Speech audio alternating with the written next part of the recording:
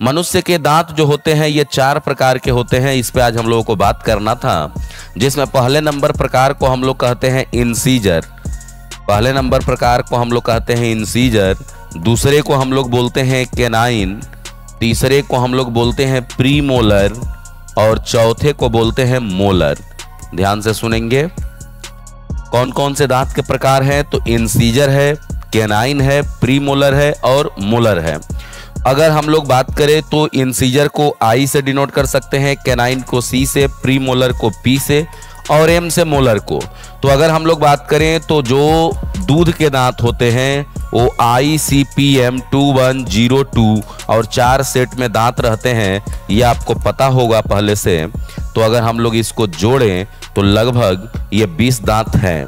यानी जो दूध के दांत होते हैं उन दांतों में प्रीमोलर नहीं होते हैं, या कह सकते हैं कि जो दूध के दांत होते हैं उसमें प्रीमोलर नहीं हो पाते, प्रीमोलर नहीं रहता। अर्थात ये कह सकते हैं कि मनुष्यों में प्रीमोलर एक ऐसा तीत है जो जीवन में केवल एक ही बार आता है। कितनी बार आता है? एक बार। यानी मनुष्यों में आने वाले दांतों के बारे में अगर बात की जाती है तो हम लोग बात करेंगे कि प्रीमोलर मनुष्यों के जीवन में एक बार केवल आता है, और मोलर में भी लास्ट नंबर जो मोलर रहता है वो भी मनुष्यों के जीवन में एक बार आता है। यानी अगर पूछा जाए कि एक बार दांत आने वाले की संख्या कितनी है, तो मनुष्यों में 12 दांत ऐसे होते हैं जो जीवन में एक बार आते हैं, जिसमें प्रीमोलर की अगर बात करें तो प्रीमोलर की संख्या 8 होती है और ये 8 दांत जीवन में एक बार आते हैं। और मोलर की संख्या 12 होती है, उसमें से 4 मोलर भी बाद में आते हैं जो जीवन में एक बार आते हैं।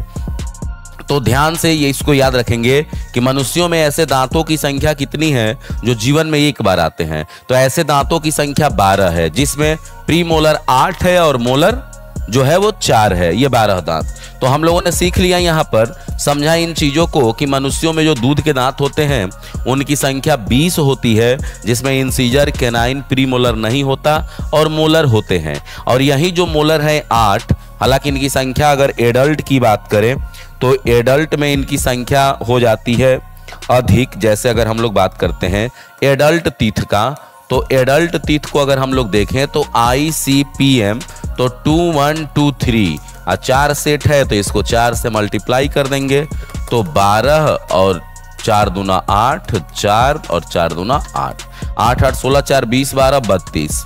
यानी मनुष्यों में दांतों की जो कुल संख्या होती है वो 32 होती है, 32 होती है। तो ये जो 32 दांत हो रहा है, और अगर हम लोग देखें यहाँ पे मिल्क टीथ में तो 20 ही तो हुआ है। तो यहाँ पे अगर हम लोग मिल्क टीथ को याद कर पा रहे हैं तो यहाँ 8 ही था।